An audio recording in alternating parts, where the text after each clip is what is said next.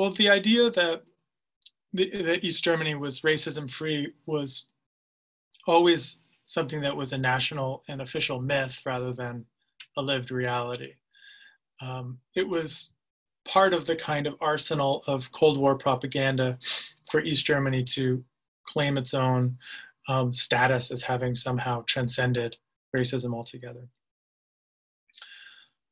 It was possible to uphold that myth because the actual existing racism that was happening outside the socialist world was actually so egregious when one looks at apartheid South Africa, when one looks at the crushing of anti-colonial liberation movements from Vietnam to the Algerian War, to the long persistence of Jim Crow segregation in the United States. It was plausible for East Germany to say, we are anti-racist compared to the American-led West.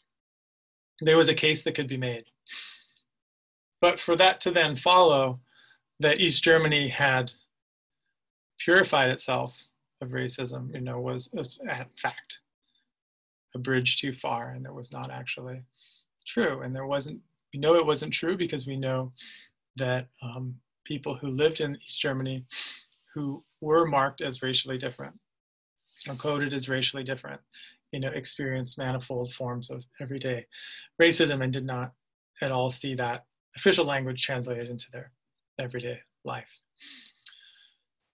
Why then still do we see the kind of eruptions of racial violence that happen after the fall of the wall?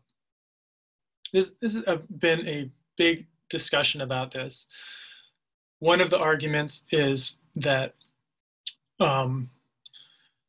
that East Germans, because of their lack of exposure really to people of different racial backgrounds, had a kind of provincial mindedness and a lack of fluency with racial and cultural difference, which led them to kind of lash out in uninformed ways against populations who they unfairly targeted as being somehow the reasons for their own discontentment after the end of the East German state. So some of the arguments around this include, for example, the point that in the later years of East Germany, it was true, for example, that people from different nations actually had different privileges vis-a-vis German citizens. So from the 1950s onward, if you were from a non-communist state, like for example, Nigeria, and you were living in East Germany, you could travel back and forth between East and West.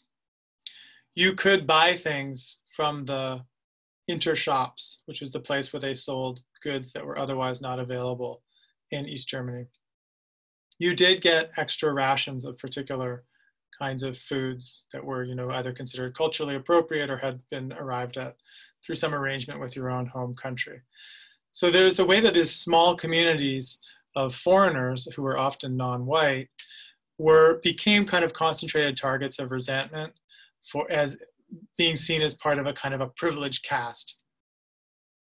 So when you read about the racism that foreign people suffered in East Germany, often it's around these kind of things, a feeling that they are receiving certain special privileges, that they were kind of bought into some caste of the elite, and that they therefore became targets of resentment.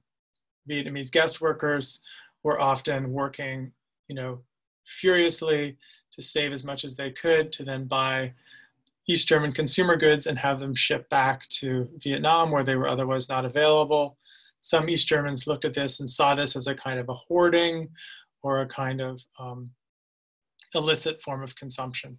So there were these kind of petty resentments that in many ways spilled over after the end of the Berlin Wall, after the fall of the Berlin Wall. So the same way that asylum seekers and refugees in Germany today, who for the most part are not being treated particularly well, that are often not being given the right to work, who are being kept in, just like mediocre housing and residences at the edge of the city, or in sort of temporary housing. Nonetheless, these asylum seekers are for many people who are, socioeconomically disadvantaged in Germany, are become kind of targets of resentment. Why do they get why do they get free rent? Why do they get meals delivered to them? Why do they get to waltz into our country when I've been unemployed for 6 months or 6 years? So those dynamics of resentment unfairly targeting already disenfranchised populations as being somehow privileged. We saw that very much after the fall of the Berlin Wall as well, with work with migrants hostels and refugee and places where refugees were housed being attacked, and migrants and refugees being seen as some kind of a privileged class that were receiving benefits that the average East Germans were not. That is a dynamic that preceded the fall of the Berlin Wall. It happened just after the fall of the Berlin Wall, and as we can see, it's happening up into the present.